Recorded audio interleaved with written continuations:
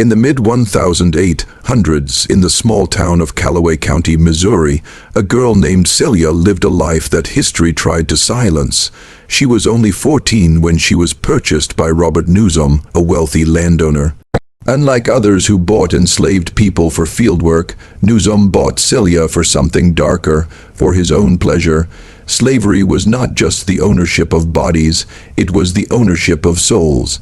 It was not only the chains around wrists and ankles, but also the chains that pressed upon hearts, minds, and dreams. When we speak of slavery in Missouri in the mid-1800s, we are not talking about faceless history. We are talking about real people, flesh and blood, with laughter, tears, hopes, and fears. And among those millions was one young girl, Celia. Celia's story begins like too many others. She was only 14 years old when Robert Newsom, a wealthy landowner, purchased her in 1850. 14, an age when most girls should be learning, playing, discovering who they are, dreaming about their futures. But Celia had no future of her own to dream about. When she was bought, she wasn't purchased as a child to be protected. She was purchased as property. In the eyes of the law, she was not a person. She was an object. A tool, a body to be used. This is what slavery did. It dehumanized. It stripped men, women, and children of the right to live freely, the right to choose, the right to even say no. When Robert Newsom brought Celia to his plantation, he didn't see her as a daughter, a sister, a child. He saw her as something he owned, as something he could use without question. From the very first night in his household, Celia was forced to endure what no human being should. Newsom repeatedly assaulted her, and because she was enslaved, there was no one she could turn to for help. The law of Missouri at that time was clear. Enslaved women had no rights over their own bodies. If an enslaved woman was assaulted, even if she was still a child, her voice did not matter. Her pain did not matter. In fact, the law considered it a man's right to use her, and so the chains of slavery were not just iron, they were chains of silence. Celia's voice was locked away because nobody would listen. Her tears fell, but they were ignored. Her suffering was real, but it was invisible to the world around her. Imagine being 14, pregnant with fear every single night, knowing that when the sun went down you were not safe. Imagine living in a world where your very existence belonged to someone else. That was Celia's world. As the years passed, she bore children not out of love or choice, but out of violation. Each pregnancy was not celebrated as a miracle of life, but endured as a reminder of her oppression. And yet, despite this crushing weight, Celia continued to live. She cooked, she worked, she cared for others. She survived. That survival itself was resistance. But let us not mistake survival for freedom. Survival under slavery was like breathing with someone's hands around your throat. You may be alive, but you are not free. Celia's spirit carried the marks of those chains just as much as her body did. Slavery was designed to break people down, to convince them that they were less than human, to convince them that resistance was pointless.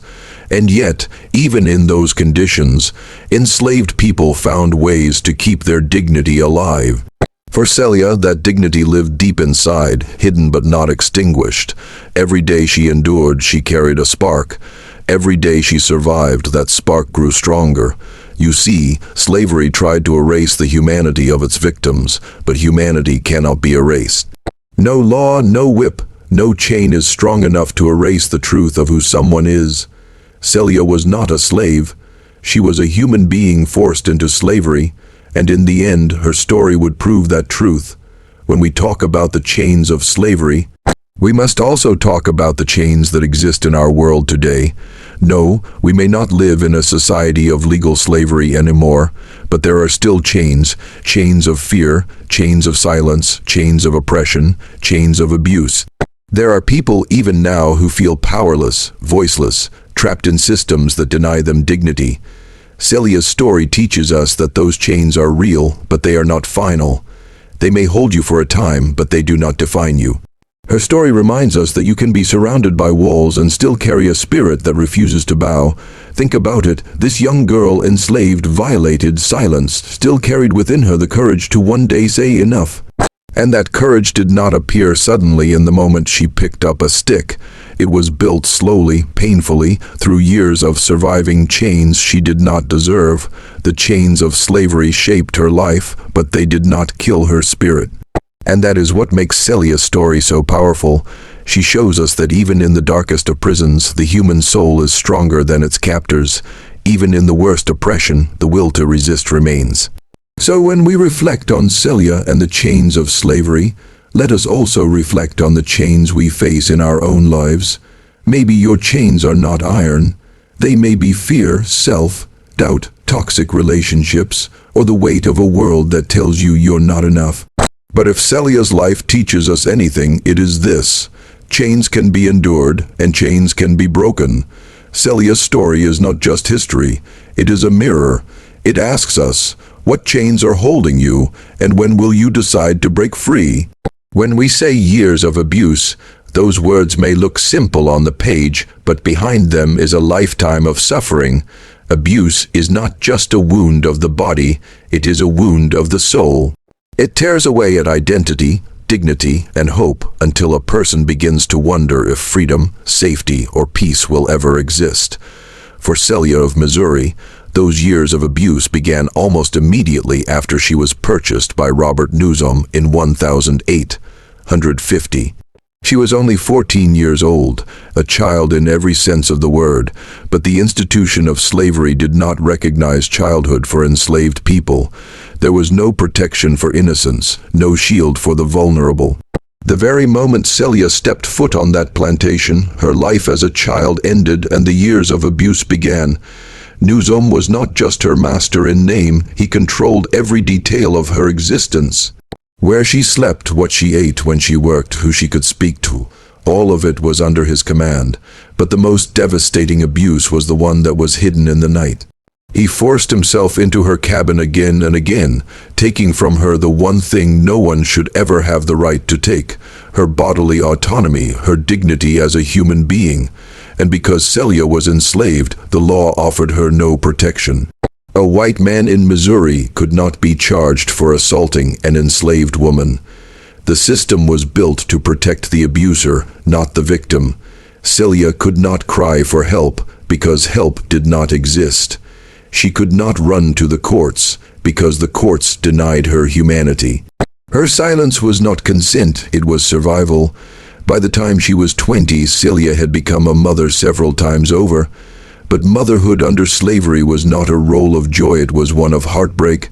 Her children, born out of violence, were considered the property of her master. Imagine carrying a child inside of you, knowing from the very beginning that this little life would not belong to you, that the moment they drew their first breath, they too would be enslaved. That is the kind of abuse that goes beyond the body. It crushes the soul. It takes what should be the most sacred bond in life between mother and child and twists it into another chain of ownership. For Celia, pregnancy was not a blessing but a reminder of her captivity, a visible mark of her abuse. Every day for Celia was a day lived in fear. Fear that her master would come to her cabin, fear that her children would be taken, fear that she would be punished for speaking out, fear that no one would ever see her pain. This is the reality of abuse. It thrives on fear. It keeps the victim trapped, convincing them that there is no way out. And yet, through all of this, Celia endured. She worked in the fields, she cooked, she cared for her children. On the outside, she lived the life expected of her, but on the inside, she carried wounds that never healed. The cruelest part of abuse is silence. Celia had to carry her pain alone, because the world around her refused to acknowledge it. The women around her, enslaved just like her, knew her pain but could not stop it. The men around her, also enslaved, may have wanted to help, but the punishment for interfering would have been death. And the white community, they looked away, pretending nothing was happening. So Celia carried her suffering in silence year after year, and in that silence the pain grew heavier. But here is something powerful. Silence does not always mean surrender. Sometimes silence is endurance. Sometimes silence is the strength to wait for the moment when you can finally act. What Celia endured for those years is almost unimaginable, and yet her story is not just about abuse. It is about the human spirit that refused to be destroyed by it. Because here is the truth. Abusers can control your body, but they can never fully own your spirit. They can try to crush it, but somewhere deep inside there remains a spark, a quiet voice that says, "I was made for more than this." For Celia, that spark was growing all through those years of abuse. With every assault, with every night of fear, with every tear she cried in silence, the spark of resistance was getting stronger. Abuse tries to convince the victim that they are powerless. But the truth is, endurance itself is power. Every day Celia survived, she proved that Nuzom had not taken everything from her. Every breath she took was a refusal to die. Every child she bore, though born in pain, was also a sign that she still lived. And one day, all those years of endurance turned into action. One day, Celia decided that she had suffered enough. One day, she turned her silence into resistance. Now, you may not live in slavery, but many people today still live in chains of abuse, emotional, physical, verbal, or even spiritual. People are still silenced by fear, still told that their voices don't matter, and Celia's story speaks to them across the centuries. Her years of abuse show us that even in the darkest suffering, survival is strength. Even when the world denies your pain, your endurance has meaning, and when the moment comes to break free, you will discover a courage you didn't know you had. Celia's story tells us this: abuse does not define you. What defines you is how you endure, how you rise, and how you reclaim your dignity. Celia endured years of abuse, but she did not let those years write the final chapter of her story. She chose resistance. She chose courage. She chose to fight back. Pregnancy is often spoken of as a season of hope, a time when new life brings joy, anticipation, and the promise of a brighter tomorrow. But for Celia of Missouri, pregnancy was not hope. It was despair. It was not a gift. It was another chain. It was not life. It was another reminder of the violence forced upon her body. By 1855, Celia was around 19 or 20 years old, and she was pregnant once again. This was not her first child. She had already endured pregnancies before. But each time, instead of joy, there was a heavy sorrow. For in her world, a child born to an enslaved mother was automatically enslaved as well. It meant that the baby she carried in her womb, her own flesh and blood, would not belong to her. From the moment of its first cry, the child would be property of Robert Nuzom, the very man who had violated her again and again. Most women, when they feel the first kicks of their unborn child, smile. They dream about holding the baby, protecting it, watching it grow. But for Celia, every flutter of life inside her belly was a reminder of the chains she could never escape. She knew this child was not a symbol of love, but of abuse. She knew that no matter how much she wanted to protect her baby, the cruel laws of slavery meant she had no say. Pregnancy, which should have been a celebration of life, became for her a prison of the body. It weighed her down not only physically but emotionally. Every day she grew heavier with child, she grew heavier with despair. She did not see a future where she could raise her children in safety. She saw only a cycle of pain repeating itself through generations. That was the cruelest part of slavery. It did not just enslave individuals, it enslaved generations. A child born to a slave mother was automatically a slave. This meant that the children Celia carried, regardless of who their father was, were legally considered property. And in her case, those children were most likely fathered by her abuser himself. So what did that mean? It meant her children were not only living reminders of her suffering, but they also became more wealth for the man who caused that suffering. Every baby she bore increased her master's estate, his power, his wealth, while deepening her chains. Can you imagine the torment of that knowledge, to carry within you both the innocent life of a child you love and the evidence of your oppressor's power? By the spring and summer of 1855, Celia's desperation grew stronger with every passing day. She was pregnant, tired, and weary of the relentless abuse. She pleaded with Nuzom's daughters, asking them to intervene, to convince their father to stop visiting her cabin. But her cries for mercy fell on deaf ears. The daughters may have known, may have even pitied her, but they did nothing to stop the cycle. This is where Celia's desperation becomes more than sadness. It becomes resolve. She was not simply mourning her condition. She was reaching a breaking point. She was trapped, pregnant, and still being forced to submit to her master's nightly assaults. Her body was not her own. Her children were not her own, and her future seemed written in chains. Something inside her began to say, "No more." Every story of resistance has a turning point. For Celia, pregnancy was that turning point. The weight of her unborn child reminded her every day that she could not continue this way. She could not allow Nuzum to keep violating her while she carried life inside her. She could not stand by while her children were condemned to the same fate. Pregnancy gave her not just despair, it gave her a desperate kind of courage. A mother's instinct to protect is one of the strongest forces in the world. Though the law gave her no rights, though society gave her no protection, though the world silenced her cries, Celia's love for her unborn child became a fire inside her. And that fire told her this: if I do not stop him, nothing will change. History often forgets that enslaved women like Celia were not passive victims. They were survivors, fighters, and resistors in the only ways they could be. Celia's pregnancy did not weaken her spirit, it sharpened it. Each kick of the baby in her womb was a reminder that she had to act. Each day of despair built within her a resolve that would lead to one of the most courageous moments in American history. When we read about her pregnancy, we cannot treat it as just a detail in her life. It was the very context for her desperation. It was the lens through which she saw the injustice of her world, and it was the reason she finally reached her breaking point. Now pause for a moment and step out of Celia's world into our own. Think about the times in your life when desperation has cornered you, when you felt trapped, powerless, and voiceless. Maybe you weren't enslaved like Celia, but you were enslaved to fear, to pain, to toxic circumstances that robbed you of joy. What did that desperation do to you? Did it break you, or did it push you closer to courage? Celia's story shows us that sometimes desperation is the seed of change. Sometimes it takes hitting the lowest point to finally rise. Her pregnancy, though forced upon her, became the very reason she chose resistance. What was meant to silence her became the spark that gave her voice. By the time Celia stood in her cabin on that fateful June night in 1855, she was not just a victim. She was a woman transformed by desperation.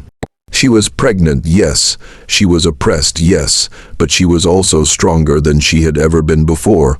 Desperation had stripped away her fear, leaving behind only the courage to say enough. June 23, 1855. A humid summer night in Missouri. For most, it was an ordinary evening, but for Celia, this was the night everything would change. After years of abuse, years of silence, years of carrying chains she did not deserve, Celia finally reached the point where endurance turned into resistance. This was not a night planned with weapons or armies. It was not a night of strategy or rebellion with banners and speeches. It was one enslaved woman, alone in her cabin, pregnant, terrified, and exhausted from years of violation. But it was also a night when courage rose higher than fear. Celia had pleaded, she had begged for her suffering to stop. She had even turned to Nuzum's daughters, asking them to protect her from their father's assaults. But her voice was dismissed, her pain ignored. So when she heard Robert Nuzum's footsteps approaching her cabin that night, she knew what it meant.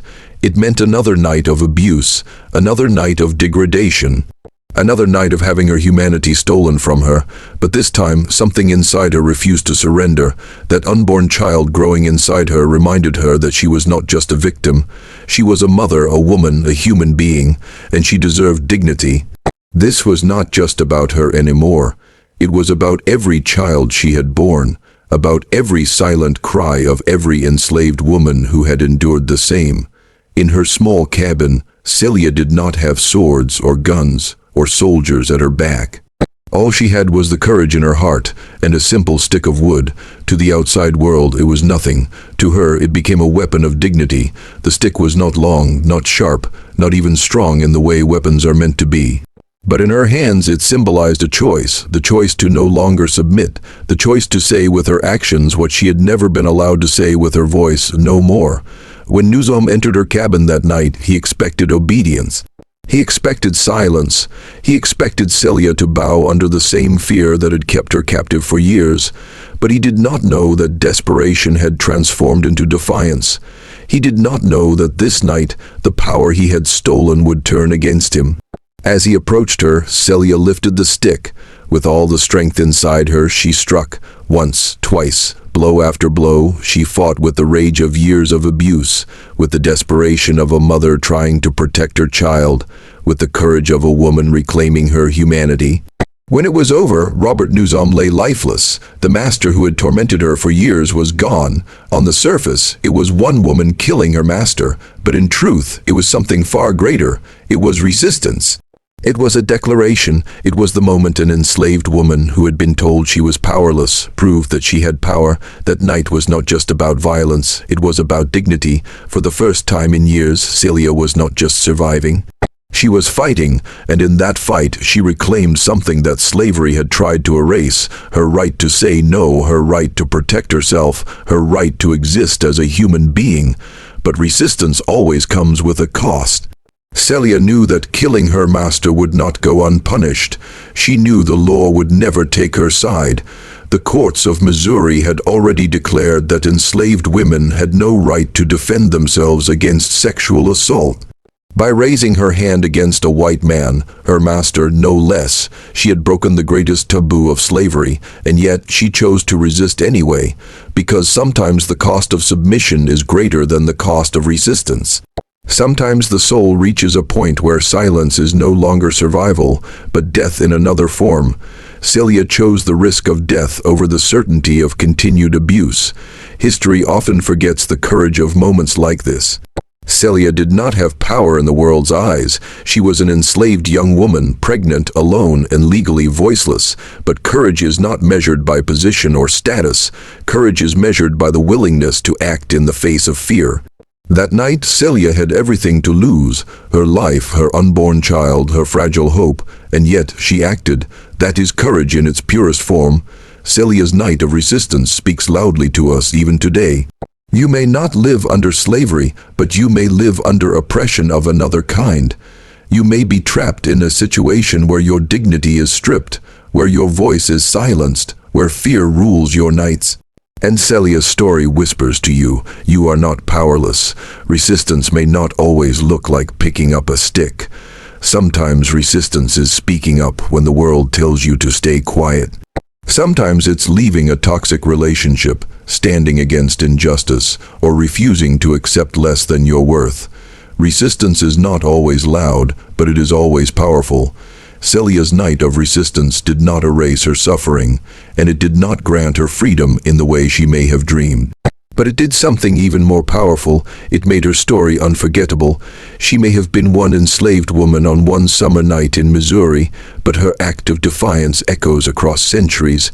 It tells us that no matter how trapped you feel, there comes a moment when you can stand up.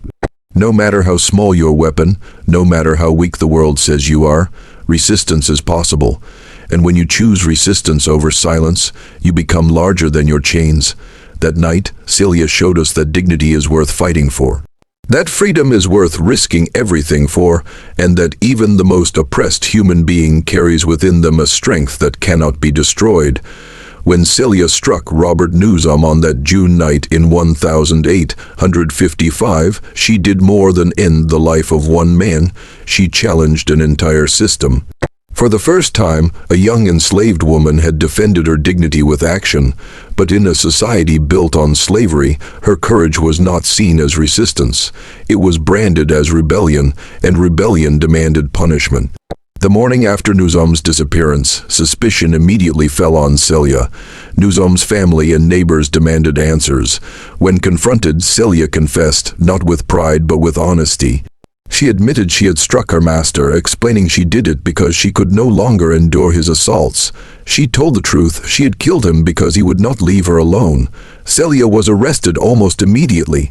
For an enslaved woman in Missouri, the courtroom was not a place of justice. It was a place of confirmation, a place where the law existed to protect slaveholders, not the enslaved. From the moment Celia was led in chains to jail, the outcome of her trial was nearly certain. And yet, despite knowing this, Celia spoke. She confessed not to boast, but to let the world know she was not just a criminal. She was a woman who had defended herself. In her voice, there was no arrogance, but there was truth. Celia's trial began in October 1855. The courtroom was filled with white men, the judge, the jury, the lawyers, all representatives of a system built on the backs of slavery. Not one person who looked like Celia sat in judgment. Not one woman was there to speak to the terror she endured as a victim of assault. Her lawyers, appointed by the court, argued bravely that Celia had acted in self-defense. They pointed out that Missouri law recognized the right of women to defend themselves against rape. If that law protected white women, why should it not also protect Celia? She was a woman too. She had the same right to her body, the same right to say no. But the court refused to see her as a woman. They saw only a slave, and in their eyes a slave had no right to resist her master. The trial revealed the brutal hypocrisy of the law. On one hand, the law claimed to protect women from assault. On the other, it openly denied enslaved women the same protection. It was as if Celia's gender disappeared the moment she was placed in chains. She was not recognized as a victim, not acknowledged as a human being deserving of dignity. The jury, made entirely of white men, deliberated. But their verdict was never truly in doubt. Celia was found guilty of murder. The sentence, death by hanging. Celia was pregnant at the time of her conviction. Her defense attorneys appealed for mercy, asking the court to delay her execution until after she gave birth. This was not out of compassion for Celia herself, but for the unborn child who had committed no crime. For a brief moment there was hesitation. Could the state execute a pregnant woman and the child inside her? But even this plea was ignored. The court showed little compassion to them. The life of a slave child was not worth protecting. Celia was set to hang. For weeks, Celia sat in a jail cell awaiting death. We can only imagine the thoughts that went through her mind. She was 19 years old, carrying life inside her, knowing her own life would soon end. Did she despair? Did she pray? Did she regret? Or did she find peace in the knowledge that she had finally resisted? What we do know is this: in the face of injustice, Celia did not renounce her actions. She did not beg for forgiveness from those who condemned her. She had spoken her truth, and she stood by it, even when the world refused to listen. On December 21, 1855, Celia was led to the gallows. The crowd gathered to watch, as was the custom of the time. To them, it was not just an execution, it was a warning. The message was clear. No enslaved person, especially not a woman, could raise a hand against the system and live. But to us, looking back, that day is more than a symbol of oppression. It is a reminder of how courage is often punished in its own time but celebrated by history. Celia died young, but her story did not die with her. Celia's trial is one of the clearest examples of how injustice can wear the mask of law. It shows us that legality is not the same as morality. The court declared Celia guilty, but in truth, it was society itself that was guilty. Guilty of dehumanizing her, guilty of silencing her cries, guilty of protecting the abuser instead of the abused. And here lies the lesson for us today. Just because something is legal does not mean it is just. There are systems even now that fail the vulnerable, that silence the oppressed, that punish those who resist. Celia's story forces us to ask, when the law fails, will we stand for what is right, even if the cost is high? Though the court condemned Celia, her act of resistance has outlived the verdict. History remembers her not as a criminal, but as a symbol of courage. She stood against a system that told her she had no voice, and with a single act, she shouted louder than generations of silence. Her trial was unjust, her sentence was cruel, but her story is powerful because it shows that even in the face of certain defeat, resistance matters. Even when the system is stacked against you, speaking the truth is worth it. Celia's injustice was real, but so was her courage. And that courage continues to inspire anyone who has ever felt voiceless, powerless, or trapped in a system that refuses to see their humanity. History often remembers kings, generals, and presidents, but the most powerful legacies sometimes belong to those who never had wealth, titles, or freedom. Celia of Missouri was one such soul. Though her life was short and marked by suffering, Her final act of resistance against oppression transformed her into a figure of courage. Her legacy, though hidden for decades in the shadows of America's painful history, continues to whisper a message to all who hear her story, that dignity, freedom, and justice are worth standing for even if the price is life itself. When Celia was executed on December 21, 1855, she was just 19 years old and pregnant. Her body may have swung from the gallows, but her spirit could not be hanged. For enslaved people of her time, the story of Celia spread quietly, carried from plantation to plantation through whispered words, coded songs, and prayer circles. Her name became a reminder that even the weakest in the world's eyes could rise up and say, "No more." Celia's act was not planned with malice. She did not seek blood for the sake of vengeance. She did not desire to destroy a life. She desired to reclaim her own. The law of the land declared that she was property, not a person. But Celia, in one decisive moment, declared otherwise. She became her own law. She became her own protector. She became her own voice. That is why her legacy endures. Not because she killed a man, but because she defied the system that told her she had no right to resist. In the decades that followed, abolitionists held her story as an example of the brutality of slavery. They pointed to Celia's case as proof that enslaved women were treated not as mothers, daughters, or wives, but as objects stripped of humanity. Celia's trial revealed the truth of the legal system. When she argued that she acted in self-defense, the court rejected the very idea that a black enslaved woman had a right to protect her body. Her case revealed the twisted laws that bound America in chains even as it claimed to be the land of liberty. But Celia's courage also planted seeds. For women who had endured abuse in silence, her act was a declaration that enough was enough. For enslaved men and women who lived under the lash, her story was a quiet form of inspiration. If she could resist, perhaps they could too. Even in defeat, she gave others strength. Today, Celia's name is not as widely known as Harriet Tubman, Sojourner Truth, or Frederick Douglass. Yet her courage belongs in the same breath as theirs, because courage is not measured by how many battles you win. It is measured by whether you stand when standing could cost you everything.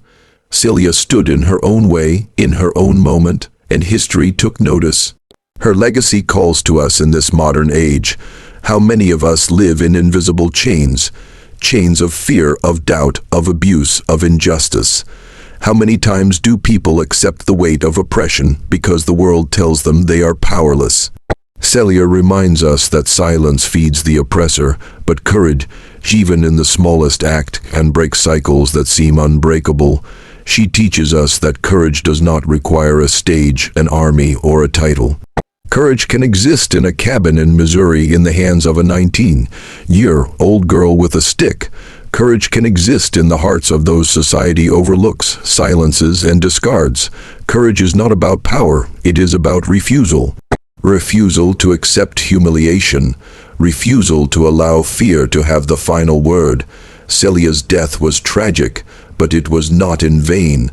Her story forces us to wrestle with uncomfortable truths about justice, power, and humanity. It forces us to ask, what kind of society executes a pregnant teenager for defending herself? What kind of legal system denies her the basic right to say no to abuse? By remembering Celia, we hold a mirror to history and see the cost of injustice. And when we see, we are called to ensure such darkness never takes root again. Her courage has also become a part of the greater narrative of women's strength. At a time when women's voices were often silenced, Celia's action shouted across centuries, "My body is mine, and no one has the right to violate it." That cry, though it led her to the gallows, has echoed into modern conversations about dignity, consent, and justice. Her life may have ended in the 1850s, but her spirit walks with every woman who refuses to bow to abuse and every man who chooses justice over silence. Think of the millions of lives lost in slavery, forgotten, unnamed, erased from records. Celia's name survived because she chose courage. That is the power of one act. One decision made in desperation can ripple across history, reminding future generations that courage is never wasted. As we reflect on Celia's legacy, let us not remember her only as a victim, nor solely as a murderer. Let us remember her as a young woman who, when faced with the unbearable, chose dignity over despair. She was forced to live as property, but she died declaring her humanity. In that, Celia joins the great chorus of history's martyrs, not because she sought the role, but because history placed it upon her. And her voice, though silenced at 19, still cries out today, "You are not powerless. You have the right to resist. Courage lives within you even in your darkest hour." Celia's legacy is not in the gallows where she died, but in the courage she left behind. And that courage, once lit, can never be extinguished.